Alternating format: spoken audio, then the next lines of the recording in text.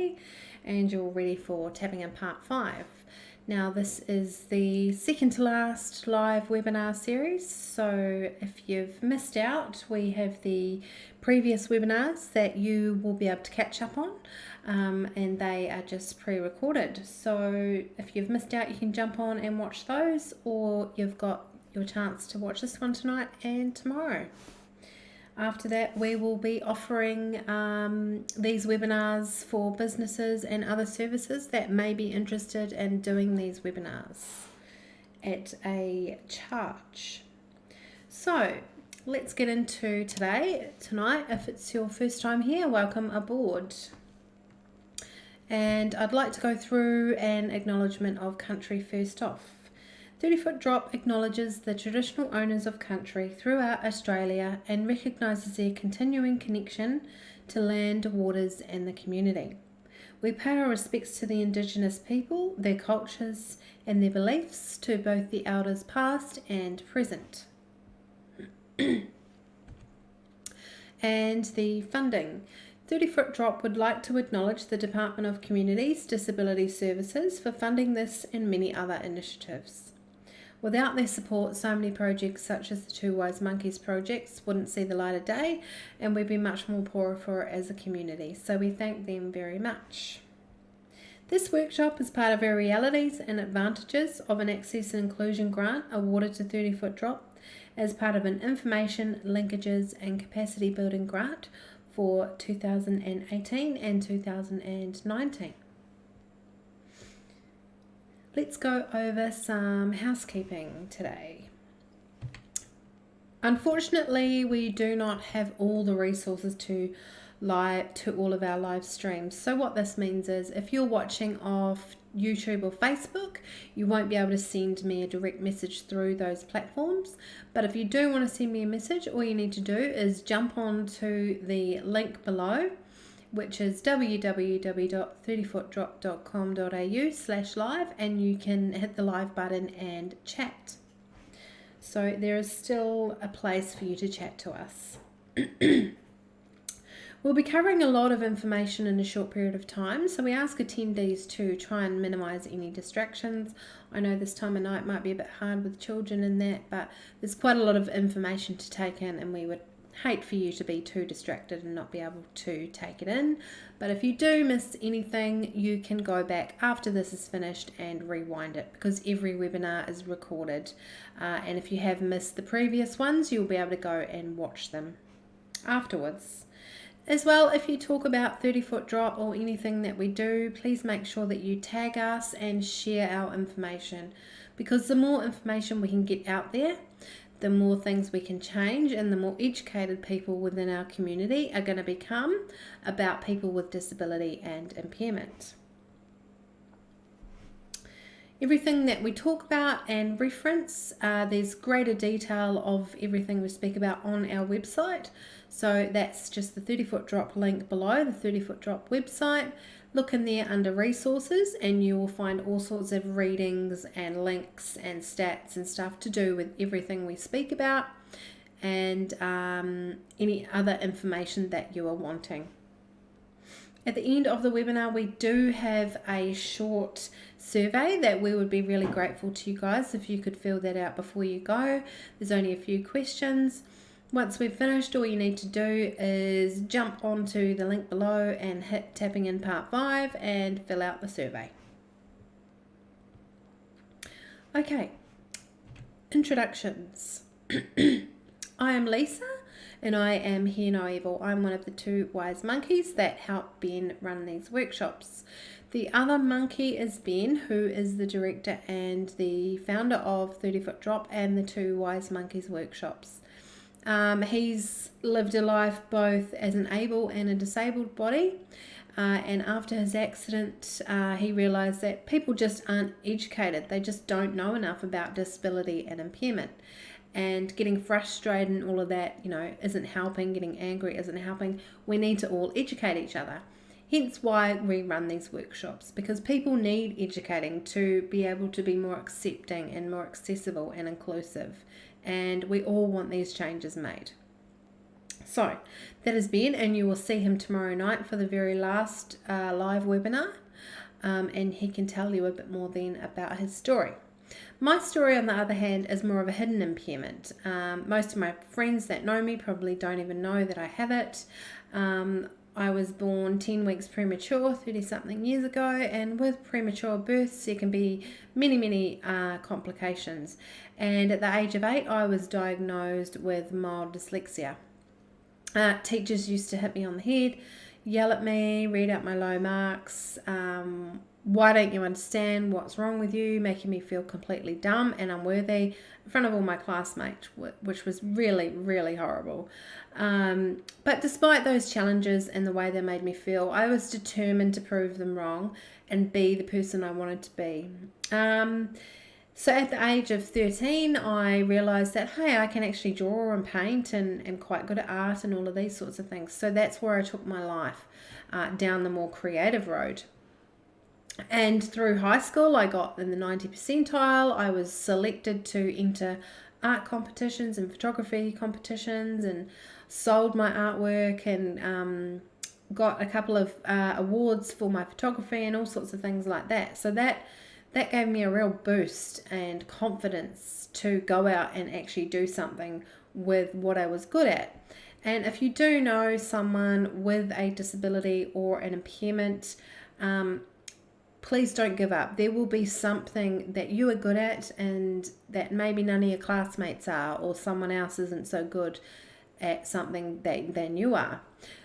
So don't give up that hope and follow your dreams. My art took me all around the world. I have an arts diploma. I have a framing diploma, where I've worked also with museum grade artwork, where I've got a diploma in preserving fine artwork. And it's taken me all around the world. I've worked in places in England and on the east coast of Australia, all sorts of places all around the world. And I didn't let it stop me. I wanted to succeed, and I did really well with it. So hold on to those hopes and dreams that you will find something that you are good at. So when we look at the monkeys, there is meant to be 3 wise monkeys. We've got see no evil and hear no evil. Where is speak no evil? Speak no evil is behind me, of course, on those black and white t-shirts. But today, who is speak no evil? Speak no evil is you guys. And the aim of tonight's workshop is to turn you into that wise monkey, speak no evil. We'll begin on a journey of realizing, impairment or not, we are all human and deserve to be acknowledged and treated in the same way as anyone else. So, really important message, we all deserve to be treated fairly and the same. And if you do want to become this gorgeous wise monkey, we do have these t-shirts available on our website, Speak No Evil. They're available in black and white, just like the ones behind us, from a kid's size 5 all the way up to 5XL adult size, and they're really popular within our workshops. So that is you. How are we going to get you started on that path of being a wise monkey? Well, there's a lot to learn about people with impairment and their potential impact on your business. First up, we're going to look at the most recent Australian research so that you can understand the size of the accessible tourism market in WA. This is an exciting market to learn about, especially if you are watching tonight. This market has definitely been forgotten, so let's have a look at this lost market, and please, along the way, ask yourself, is your business meeting the needs and standards of people with disability and impairment in the tourism market? And tourism is especially important to us down here in the southwest, because there's so many things down here that are to do with tourism. And especially at the moment with COVID, lots of tourism businesses are going to be missing out on this business. So let's try and bring it back together. And this is a lost market, so let's bring this lost market into your business.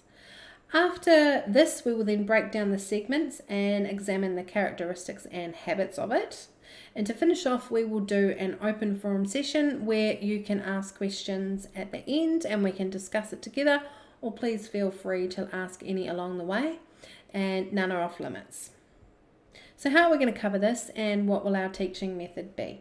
The answer is fun, experience, and open, honest discussion. If we can't be open and honest about how we feel about disability and impairment, and whether businesses are inclusive or accepting or even accessible, if we don't talk about it and let businesses know and be educated, then things aren't going to change. If we keep it all inside, nothing's going to happen. But if we nicely explain to a business, hey, I come into your business and I actually had to turn around because I couldn't get inside. In a nice way, approach businesses and let them know that, really great, but you've missed that out and I had to choose someone else. So I'm sure if they knew that, they would hopefully make these changes, and that is what we're trying to do as well. You'll notice that there's very little written content on the slides, and that is so that we can all easily interact with each other. And here at the Two Wise Monkeys, we don't believe in death by PowerPoint, where there's so much wording and you have to keep up, and it's also not very good for our eyesight. So it's nice and easy, nice and simple. The color contrasts are really easy to read. The writing is nice and clear, and it's how every business should be creating their websites and marketing. Nice and clear and easy and simple. Also, if you do have a hearing impairment and you are wanting subtitles, you can jump over to our 30-foot drop Facebook page, turn the volume down, and you will get subtitles. So that is a great thing that Facebook have done, and hopefully other platforms such as YouTube and all these other ones start following, and soon subtitles will be on everything that we do. I'm sure it won't be long before that happens anyway. So that is the outline and method. And now I'm going to go over some words that people often get confused, thinking that disability and impairment mean the same thing, and also access and inclusion. But in fact, they're actually 4 different meanings. And I'm going to firstly talk about impairment. An impairment is an injury, illness, or congenital condition that causes or is likely to cause a loss or difference of psychological and physiological function. In short, your impairment is your medical diagnosis. So my medical diagnosis is that I was diagnosed with mild dyslexia. A disability, on the other hand, is the loss or limitation of opportunities to take part in society on an equal level with others due to social and environmental barriers. It is, as the word implies, something that makes you unable to access or participate in something. So an example for someone like me with a learning disability: too much wording, stylized script, and complex information can make it hard for people with dyslexia or other various learning disabilities to understand, which then means that we're not getting the right information that we need to use your business or service. This is especially important to know because some people's impairments are hidden. And if they're hidden, we're not getting the right information that we need to use your business or service, and potentially we're walking away from your business. So definitely look at your website, look at your marketing, everything to do with your advertising. Is it easy to follow? The color contrasts are good. The information's not too complicated where you have to go here and then here and then here. A lot of people with, especially with learning disabilities, might look at that and go, oh, I'm not even going to go any further because it's too complicated. So make it simple and easy to navigate and also read and understand. So I hope that the difference between disability and impairment makes sense to you guys. Next up is the differences between access versus inclusion. Access refers to the removal or reduction of barriers, the removal or reduction of physical barriers to participate in activities and functions of a community. At its core, access focuses a lot on the physical world around us and can be easily assessed with a checklist. So that's looking around your business. Are the door frames wide enough for someone using a mobility scooter? Are the door handles at a level that someone in a wheelchair or with a short stature can actually reach the door handles? And as well, round door handles, some people with limited mobility in their hands can't even use a round door handle. So there's all these little things that some of us may not have even thought about, but really make such a big difference to someone with a disability or impairment. So if you want to go around and check that checklist, we do have a checklist available on our website. So jump onto the 30-Foot Drop website, look under resources, and you'll find an accessibility checklist where you can go around your business and make sure that it is accessible. And it's only a tiny, tiny little step like this high where someone in a wheelchair might not be able to get in, and it's crazy. We demonstrate this in our business workshops, and we get people to have a go on the wheelchair and try and get up a step this big. Most people can't do it. It's so hard, you would not believe it. So even something that big could be stopping someone getting in your door. So let's have a look at that. Sorry, you guys have a look at that on our website. Okay, next up is inclusion. Inclusion is more of a psychological state of being and is a process hereby every person, irrespective of their age, disability, gender, religion, sexual preference, or nationality, who wishes to, can participate fully in all aspects of an activity. Excuse me. All aspects of an activity or service in the same way as every other member in the community. So inclusion is making sure that no matter where the person comes from, their sexual preference, their gender or their disability, no matter who the person is, they're always accepted into your business. And that is such an important thing, especially for now day and age. We're all human, we're all the same. We all came here in the same way. So we're all welcome into the same places, and there should be no excuses. Anyway, that is what inclusion is. And please make sure that your business is inclusive. Because if your disabled toilets are locked at your cafe or restaurant, then someone with a disability or impairment is going to feel like you don't want them there because the toilets are locked. So not very inclusive with the toilets locked. Anyway, let's get on to tonight's stats. The Southwest Tourism Stats Overview. The following stats have been taken from the Southwest 2017 Visitor Fact Sheet, as well as the economic contribution of tourism in Western Australia's tourism regions produced by Tourism WA. Both stat information can be found on our resource library, so you can look into all of this into more detail under our resource library.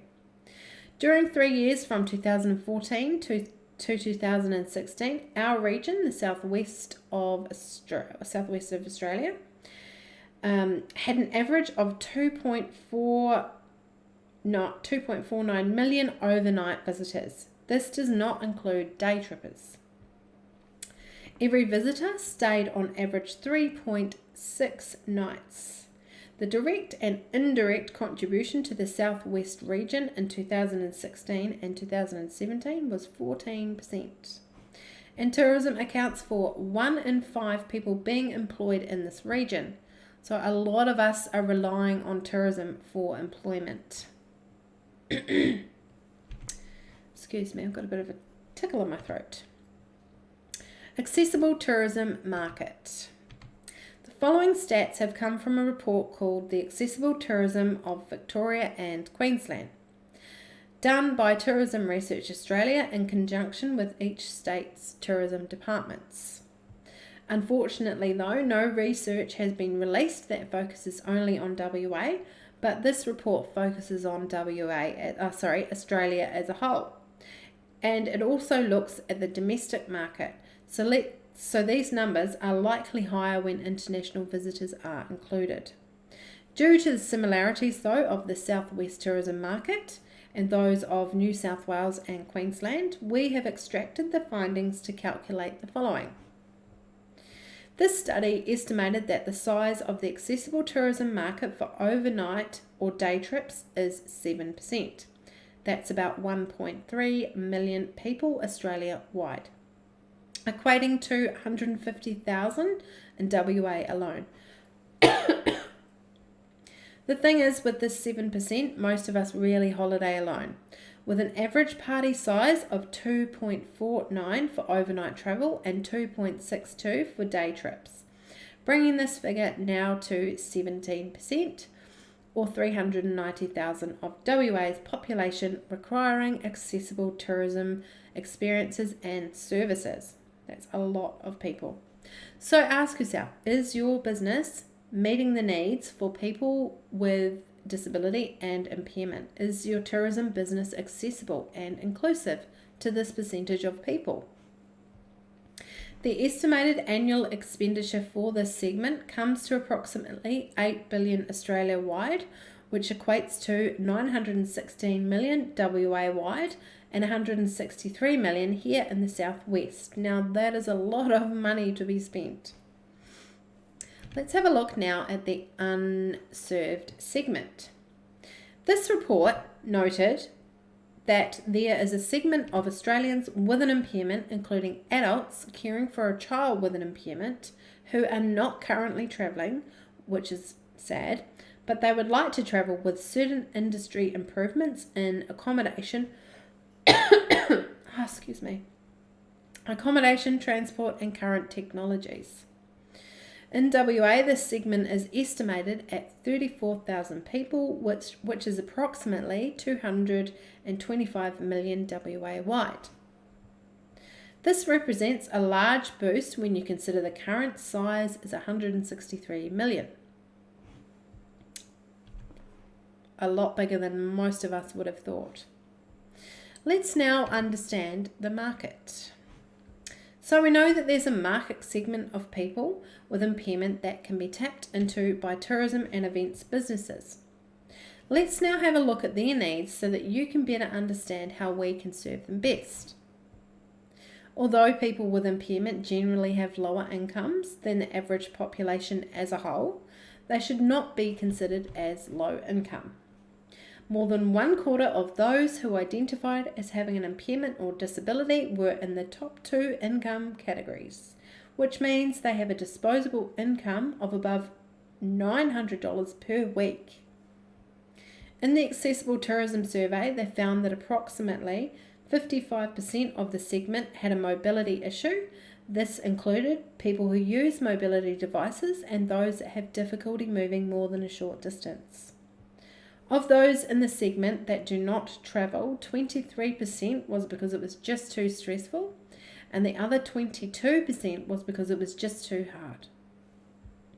Like most Australians, people in this segment travel for leisure, but it was noted that visits to friends and relatives is often preferred because of knowing the layout of the accommodation, which helped with planning and resulted in a less stressful trip. So you as a business owner want those people to not always have to go to friends and relatives.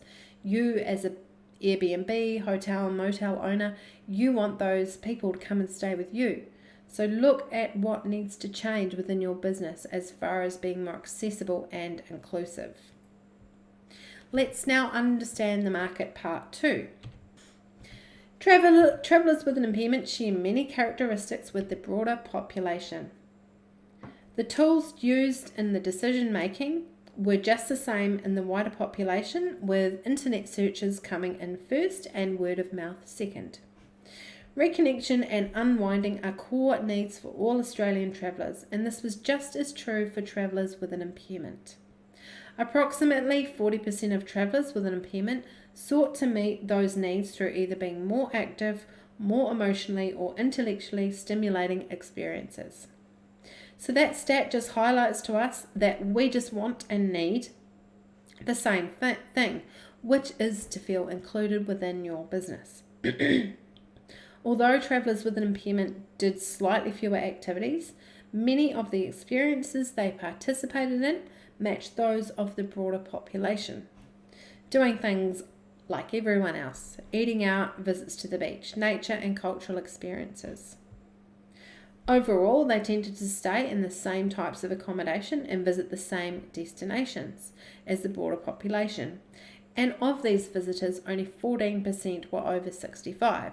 A lot of people think, oh, it's just the older people that need all this inclusive and accessible stuff. It's only 14%. So the rest is people people caring for kids with disabilities and impairments, families, all sorts of people that are wanting to travel but can't because your accommodation or services might not be accessible to them, and it could be such little things that you need to make accessible. So have a look at the checklist. So this information that I've just talked about just shows that there are a lot more people out there who are needing your business. It's not just the older population. There are many families and people who I'm sure would love to come and visit your business. So hopefully that's got your brain ticking and you're thinking, let's have a look at this accessibility checklist and see where our business sits. And, you might be surprised that it's a couple of little things that are stopping people from coming into your business. Have you got an accessibility part on your website where people with a disability and impairment can go, let's see what they've got as far as accessible toilets, showers, beds, all sorts of things, rooms. Is that even on your website? Make sure that's all clear and easy to find so that people are going to come to you first instead of trying to navigate through your website and saying, it's too hard, I'm going to find somewhere else.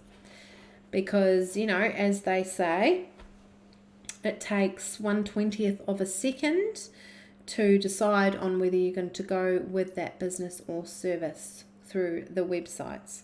So that's crazy. We go over that on webinar part 4, I think. And it talks about how fast people decide on what they want at a business or service. So you've only got 1/20th of a second to get it right. And more people would come into your business if you did have it right. There's lots and lots to look at. This is only one part of what we are talking about, and this is all about the southwest of Australia. The rest of our webinars are all about how to employ someone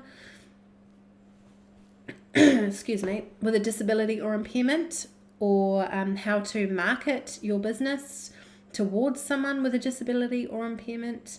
And we look at the myths and realities and all sorts of things to do with disability and impairment, and let people know what is true and what is not true, because there's lots of false information out there on employing someone with a disability or impairment.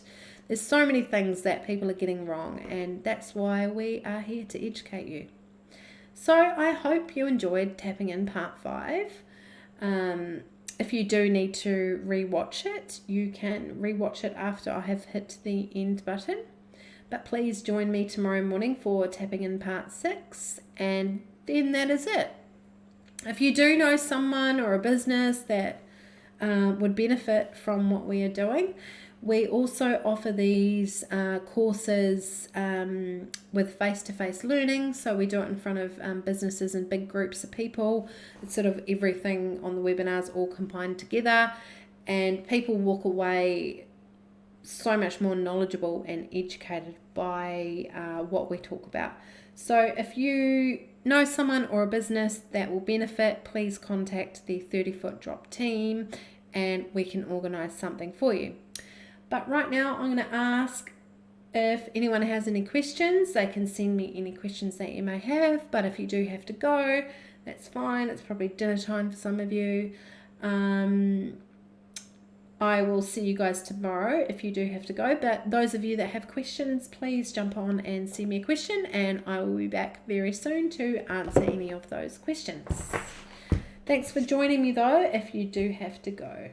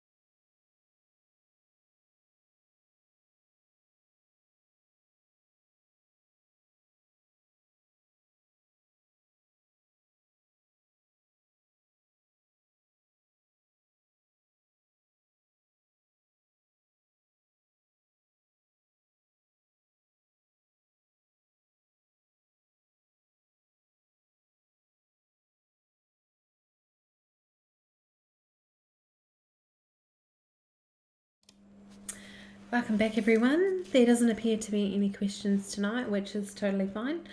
I will see you all tomorrow morning for the last webinar, which is tapping in part 6.